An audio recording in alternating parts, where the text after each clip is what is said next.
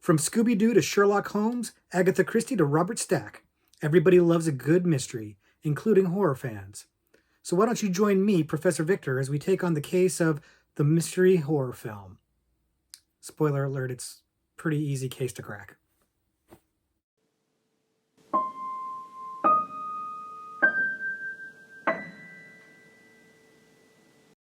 Hello, everybody, and welcome back to the Horror Movie Syllabus. My name is Professor Victor, and I'll be your host as we go through all of the essential, noteworthy, interesting, and notorious modern horror films. If you're new to the channel, I recommend you check out the introduction video. There's a link to that in the description below, and it'll give you a pretty good idea of what the Horror Movie Syllabus is all about. But in short, we look at a particular subgenre of horror, and then we look at some movies from that subgenre. And today, the subgenre we're looking at is mystery horror films. And for those of you that do watch the Horror Movie Syllabus regularly, the first question you probably have is, what's with the hat? Well, I wanted to talk about mysteries, and I wanted to look like a detective who solves mysteries, and I don't have a Sherlock Holmes hat. So this is what we're going with today. Or to paraphrase Joe Pesci and My Cousin Vinny, I wore this ridiculous thing for you. So mystery horror films, it's kind of a funny subgenre because like some of the other subgenres we've talked about in the past, it's got a lot of overlap with other subgenres. It's really the kind of subgenre where you find elements of it in a lot of other types of horror movies. Slasher movies tend to have mysteries in them. At least the first installment of franchises, there are slasher franchises. Ghost movies often have a mystery around them. And we're going to see some of that here today. Many, if not most, of the movies that we're going to look at today could also be categorized into a different subgenre. But we chose mystery here primarily because these movies have a central mystery. Like that's the driving thrust of the movie. And also just, again, I like to have these what I call outlet subgenres. Subgenres where you can kind of catch all other movies that you couldn't quite squeeze into other subgenres. It's kind of a fun little out for the syllabus. If you've taken the time to fill out the syllabus, you know what I'm talking about. Like you have 4 movies that you want to fit into a subgenre that only has 3 spots available to it, but maybe you can fit into a different subgenre that still qualifies. And this is what I'd say the mystery subgenre works out rather well for in terms of filling out the syllabus. But again, what we're really looking at are movies where the mystery is a central focus of the movie, a central theme of it. And it's just, a big part of what the plot hinges on. And you'll see what I mean as we get into the movies. Now, as usual, we've categorized the movie we're talking about today in undergraduate, graduate, and postgraduate level. And in this case, they're simply in chronological order. So starting with the oldest and coming up to the most recent. So with all that said, let's get on the case and check out some mystery horror. The first movie that we're talking about today, the undergraduate level selection, is Stir of Echoes. Stir of Echoes came out in 1999 and is based on the book of the same name written by Richard Matheson, who is the author of I Am Legend. And if you're not familiar with that story, we'll be talking about it in the future. But if you're not familiar with this movie, the movie stars Kevin Bacon as a family man who gets hypnotized as a party and as a result triggers some psychic images or psychic abilities that he's had that were kind of latent. And suddenly he's getting visions and perhaps interacting with ghosts. And he's starting to unravel the mystery of a missing girl that disappeared previous to his moving into the house that he's in, and becomes obsessed with solving that mystery. And of course, we'll leave it at that. We don't want to get too far into the details, especially in this subgenre, because we don't want to spoil the mystery. But Stir of Echoes is a really good movie. It's a compelling mystery. It's made really, really well. It's got Kevin Bacon in it, like I mentioned, and Kevin Bacon is a really good actor. I know that he went through a period of time where he really wasn't considered all that much of a star or anything like that, and this is maybe part of that time period. But he's really, really good in general and really, really good here. And it's really nice to see Kevin Bacon doing horror because it seems like ever since he got his start in Friday the 13th, he's almost been embarrassed by that or something. It doesn't seem like he's tremendously proud of that. So as he's gotten more and more back into horror, and we've seen him do more horror movies as time has gone on, I think maybe it gets him a little bit more closer to embracing those roots. And frankly, he's good in horror movies, and he's good here. The central mystery of the movie, and again, I don't want to go into too much, is solid. It's really good. It's got some really good visuals that kind of help the story to unfold, help the mystery to unfold. The movie's told in a really compelling way, and folding in this supernatural aspect of it, this kind of psychic ability, this ability to communicate with ghosts, is something that should have made the movie feel extremely novel. But unfortunately, this movie came out in 1999, the same year that The Sixth Sense came out. And that is probably a big part of why Stir of Echoes hasn't really gotten the same kind of love, or hasn't endured quite as much as a classic as maybe as it should have, because it was drastically overshadowed by The Sixth Sense. And it's a shame because the movies aren't that similar, but on the surface they seem to be similar. Both of them involve somebody who can talk to dead people who are trying to help them get to rest, solve the mystery so that they can rest. And both of them also involve young children. There is a small child that is, Kevin Bacon has a child in the movie that also has some psychic abilities. So there is a lot of similarity on the surface, but when you see both movies, they're dramatically different, not just in narrative and plot, but also in terms of tone and style. I would say The Sixth Sense probably the richer of the two. It's got, we've talked about The Sixth Sense before. I don't need to go into it too much. But Stir of Echoes is its own beast. It's really more traditional horror. It's got a little bit more of the traditional jump scare vibe to it. It's got that late '90s feel to it in a good way. And it's a shame that the Sixth Sense overshadows it so much, because this movie is underrated. This movie definitely deserves to be celebrated a little bit more than it is. I don't want to overblow it a little bit. It's not high art or anything like that, but it's a compelling movie. It's a lot of fun. It's really interesting. And it's a movie that people have slept on for a long time. Like I said, Kevin Bacon's in it and he's really good, but basically everybody in the movie is delivering good, solid performances. And it helps because it lends itself to making the mystery that much more compelling. It's not unusual for people watching mystery horror movies, or just mysteries in general, to try to solve the mystery in advance, or even actually solve the mystery in advance. And I won't even go into whether or not the mystery here is all that hard to decipher. I'll just say that it's compelling. It's enough that it'll keep you engaged. It's enough that you'll be entertained by the movie. And that's what I mean when I say The Stir of Echoes is kind of a traditional horror movie. It's not trying to be as ambitious as, say, A Sixth Sense. It's just trying to entertain you. It's just trying to have a good time. And on that, it succeeds in spades.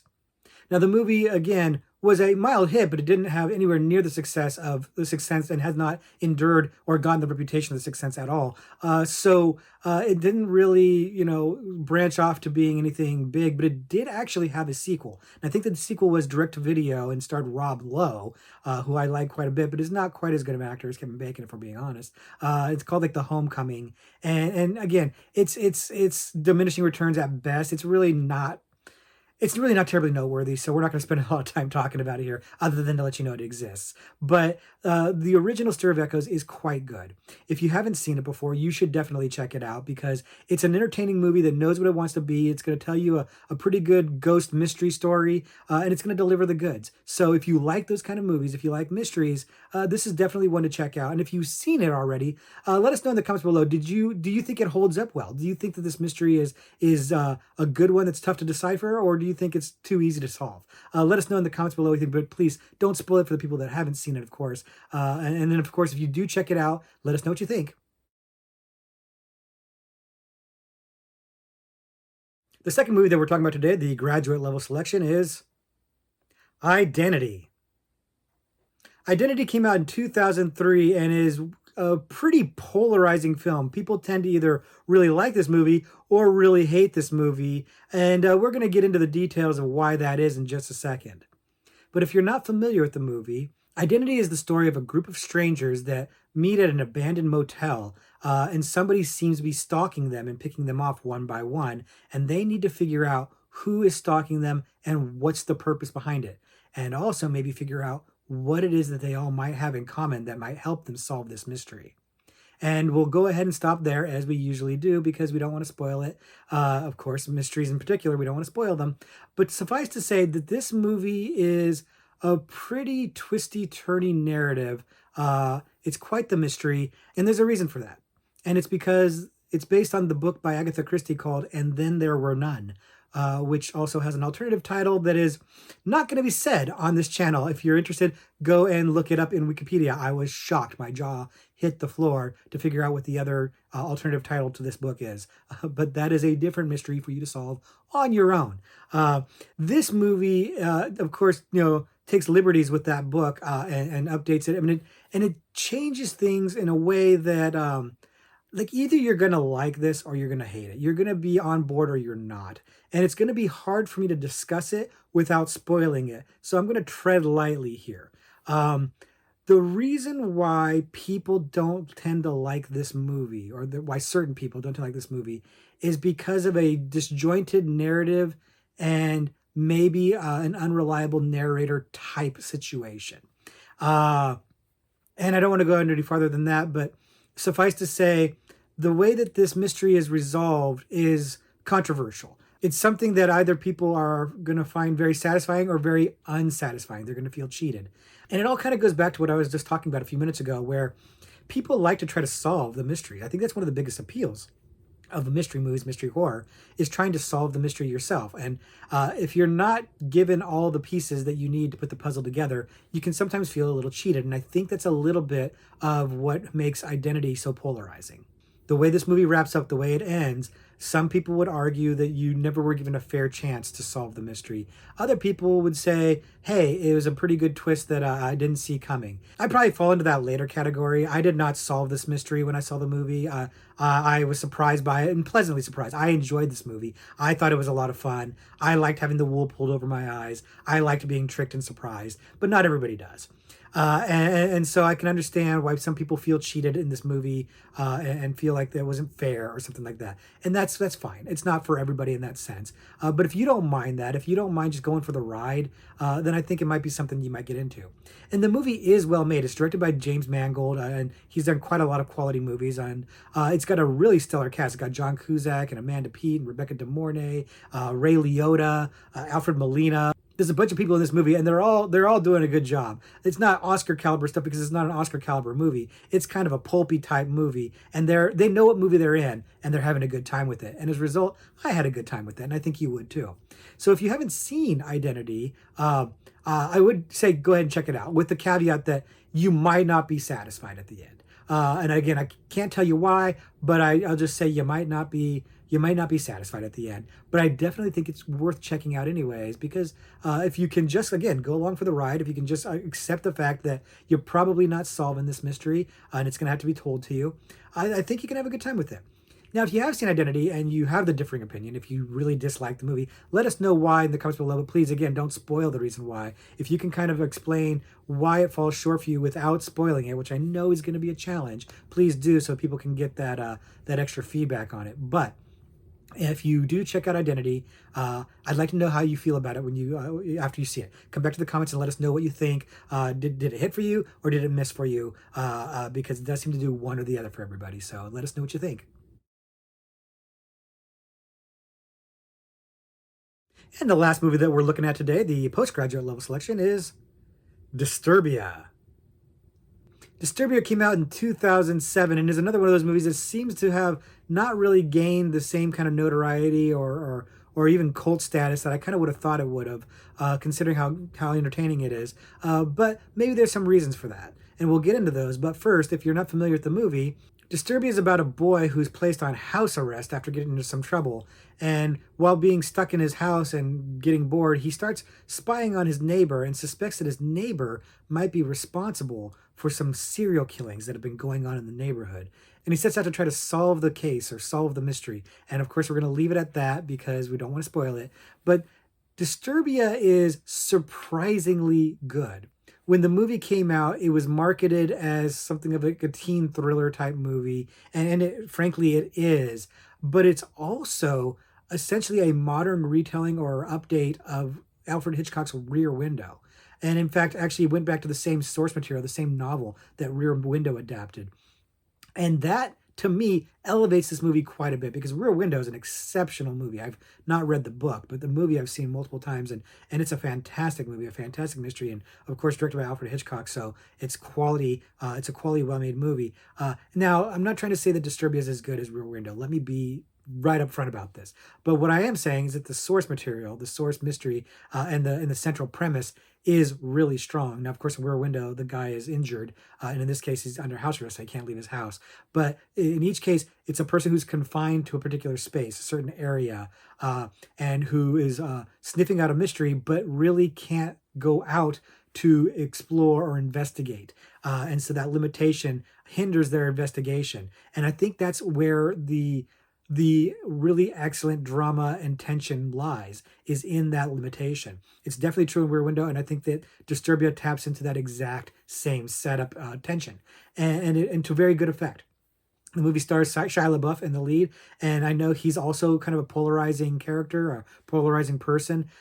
But this is an early role for him, and he's really good in this. And people forget Shia LaBeouf is a good actor. He's a weird dude, maybe, and maybe in later years his performances have gotten a little obscure or whatever. But he is a very talented actor. And watching this movie, you're reminded of just how natural he is, how comfortable in front of the camera, how real he seems in the role. And so he's a big part of what draws you in on this movie. He's that right combination of likable and persnickety that you need to have as a protagonist in your mystery movie. And he's a big part of why I think the movie works. But the other part of it is just, again, great source material. It's competently directed. It's got a good cast. Everybody's doing fine in the roles. And it's not tipping its hand too early, but it's letting you go along for the ride. This is not one where you're not going to be able to figure out what's going on. You're going to figure it out fairly easily. And it's really not the point of the movie. The point of the movie is less about you trying to figure out the mystery and more about what is our protagonist going to do to solve the mystery and fix, to stop the crimes. So it's a little bit different from the normal formula we're talking about today, but it does fit in really, really well. It does feel like a mystery movie, and it does feel like a fun ride. It feels like something that you can just put it on for 90 minutes, 100 minutes, or whatever, and enjoy yourself without having to press the brain a little too hard. And I say this as a compliment. I don't mean this to say that the movie's too simple or whatever. What I mean to say is that it's fun. It's trying to have fun. It's not trying to do too much. It's just trying to have a good time and tell a fun little story. And in that, again, it succeeds. Like Stir of Echoes, it knows its place and is delivering on the goods. Like I said before, the movie didn't really, ever get that cult status that I kind of would have thought. And again, maybe it's because it doesn't appeal to other people as much as it appeals to me. I don't know. It seems like other people, when they see it, seem to really like it. So I don't think that's the case, but who knows?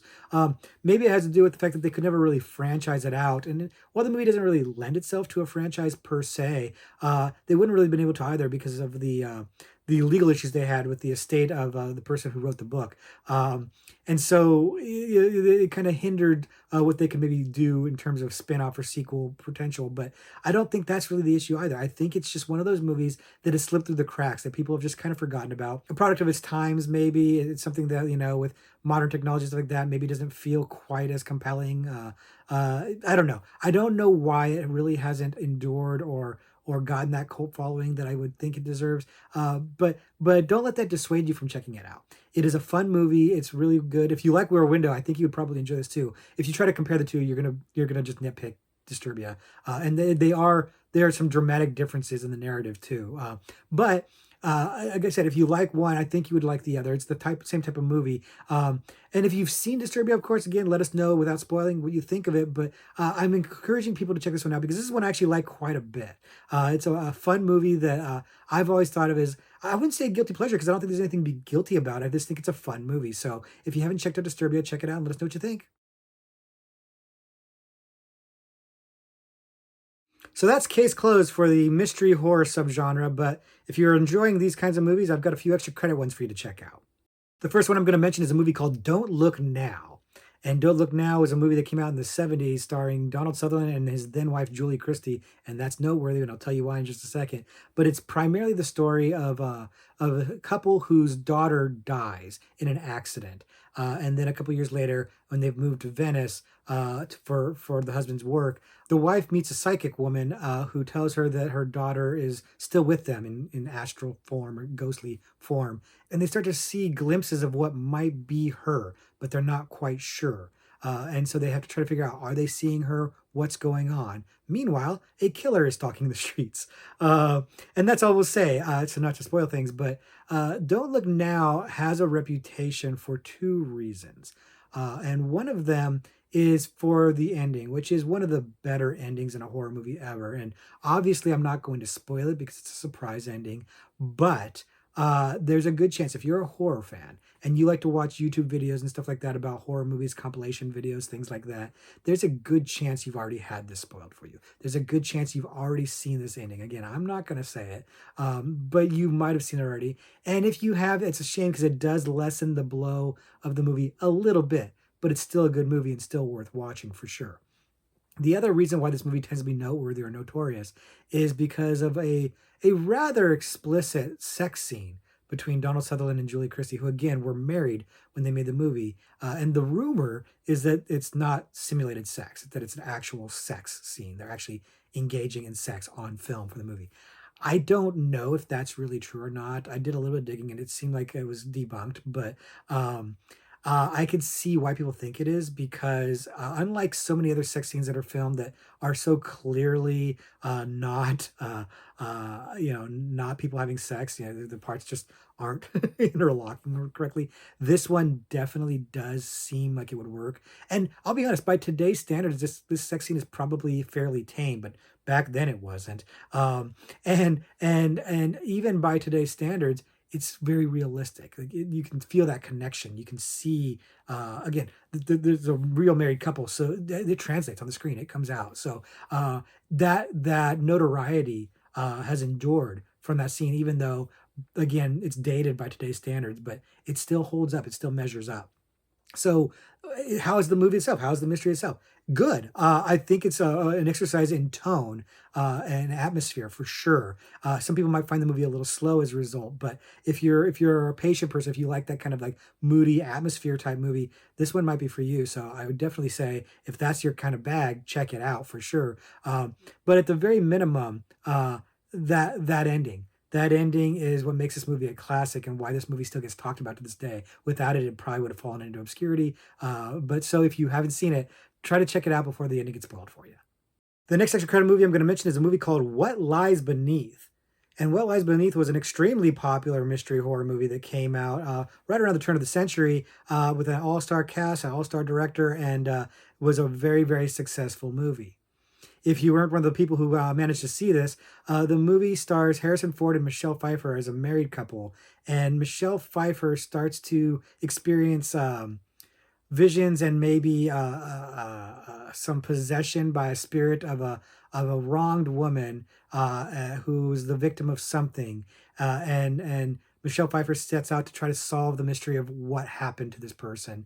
And of course, I'll stop right there. I don't want to spoil it. But the movie, again, has A-list actors, has an A-list director in Robert Zemeckis, who is a very adept at telling very compelling stories and also using special effects and weaving those things together based on his pedigree of movies like Back to the Future and Forrest Gump. So the movie's in good hands. The story's in good hands here, and the effects really are used to great advantage in terms of unfolding the mystery and unfolding the narrative. And the movie's got some really great twists and turns. Of course, I won't spoil any of them here, but suffice to say, I think that's a big part of why this movie was a very big success at the box office. Surprisingly, not one that they franchised out. And again, the movie really wouldn't lend itself out to like sequels or something like that. But still, when there's money to be made, you'd think they would chase that money. But respectfully, they did not. The movie stands on its own, and it's a really, really good one. It's another one that doesn't seem like it gets talked about as like a legendary, a great film or something like that. It's more like a pop culture favorite. It's a pop song that everybody enjoyed, but it's not exactly a work of art. And I'd say that's probably a fair estimate of this movie here. It's not anything groundbreaking necessarily or revelatory, but it's a darn good story, man. It's a lot of fun. It's a mystery that I think is very satisfying. Unlike some of the other ones we talked about earlier, this is one where I think you'll be pretty satisfied with how it all wraps up at the end. And it's got that supernatural angle to it that is going to satisfy horror fans. This movie is well made enough with a good enough story that I would be surprised if you didn't like it. I don't really know of anybody who like laments or hates this movie. I don't think anybody thinks it's a waste of their time. So I think this is a safe bet recommendation. If you enjoy mystery horror or if you just enjoy mysteries in general, I think this is one that's going to scratch that itch for you pretty well. I think this is one that you're going to enjoy quite a bit. And the last extra credit movie I'm going to mention today is A Cure for Wellness. And A Cure for Wellness came out about 5 years or so ago. It's a fairly recent movie. And it's a a visually stunning movie that really struggled to find an audience, and there's maybe reasons for that, but let's get into that in a second. If you are one of the many people who didn't check it out, the movie stars Dane DeHaan as a guy who is sent to this mysterious spa out in the Alps, trying to look for a missing coworker of his who went to the spa and never came back. And he's been tasked by his work to go and find out what happened and bring him back. And when he gets in there, he finds quite a mystery. This spa is not necessarily what it seems, and he needs to figure out what's going on. And of course, we're going to stop there and not spoil it for you. But suffice to say that the movie is a little bit dense. The mystery is kind of wild. Again, I'm not going to spoil it, but it's a wild mystery. It's kind of insane. And as a result, maybe one of the ones that, like, I don't know how satisfying that is, because it's kind of hard for you to solve it on your own. What the movie has going for it more than anything else is the imagery. This movie is shot amazingly. It's directed by Gore Verbinski, who did the Pirates of the Caribbean movies, did The Ring, did a lot of cool stuff. And he has an eye, and never better than in this movie, perhaps. This movie is gorgeous. This movie has haunting imagery. It's all about mood. It's all about like the way that the look of this thing makes you feel. The setting is fantastic.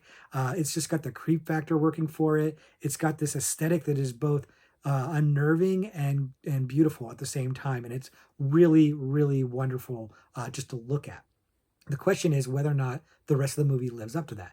And that's debatable. I would say yes. I actually like this movie quite a bit, but I understand why other people don't. Dane DeHaan, aka the poor man's Leonardo DiCaprio, is not an amazing actor, but I think he's solid enough here. And I think that the acting is perfectly fine or adequate. No, nobody's going to blow you away. Nobody's going to win an Oscar, but I don't think anybody's going to take anything off the table either. It's the story that it's convoluted a little bit. It's a little bit much. I liked that. I thought it was fun. I thought it was a wild reveal to the mystery, a wild solution to it. But I dug that. And I really like the way that the movie set up the situation. You know, Dane DeHaan goes to the spa and then winds up having to stay at the spa. And that's an interesting setup to the movie. Not only are you trying to solve a mystery, you're stuck in that mystery. And I like that idea. I like the way it made me feel, because, you know, while you might not be able to solve the mystery per se, you will be playing that game of like, well, what would I do in this situation? You'll definitely be playing that game. And I always think that's a fun thing when a movie lets you put yourself in the feet of the protagonist and try to figure out how you would deal with things. This movie does that really, really well, and I enjoyed that. And again, the entire time, the movie is just so wonderful to look at. So if you like a really visually pleasing a movie with a wonderful aesthetic and a decent story that you're not going to get too upset about if it's a little bit windy, this movie should work for you. On the other hand, if you like your mysteries a little bit more straightforward, this one might be a bit of a challenge. I would be curious to hear your thoughts if you've seen this movie and don't care for it all that much. I'd like to hear what it is about it for you that falls short. I've talked to a few people who also really like this movie, so I know I'm not alone on this. The movie, again, it wasn't a hit. It was a pretty big flop, but it's unfortunate that it was, because it's grossly underrated. It's a really well-made movie that's, I think, very fascinating and very pretty to watch. I enjoyed this one quite a bit. I'll admit I don't go and revisit it a lot, but I definitely think you should check it out at least once and see what you think of it. So that's going to do it for our exploration into mystery horror. I hope you guys found these cases compelling, and will check out one or more of these movies if you haven't already. I find mysteries to be very enjoyable. Not just mystery horror, mysteries in general. I tend to like Sherlock Holmes and things like that, Patricia Highsmith novels. I've mentioned some of this stuff in other videos. I like a good mystery, and I think most people do. I think that's why you see mystery elements in so many horror movies, not just here in the mystery subgenre, but across all the subgenres. There's oftentimes a mystery that needs to be solved, or a mystery that the characters are trying to solve. And I always think that just enhances the movie and makes it a lot more fun. Hopefully you do too, and hopefully you've got some other suggestions of mystery horror movies that we didn't touch on here today, so that people who are looking for more recommendations can get into the comments below and see what else you guys have to offer. You guys make some great recommendations, so don't stop now, of course. Solve this mystery for us. What other mystery horror movies should people be checking out? And I'll stop with the stupid mystery jokes at this point. And jokes. The mystery is how I think that would be funny. Anyways, that's going to do it for this week. And so until next week, when we talk to you guys again, class dismissed.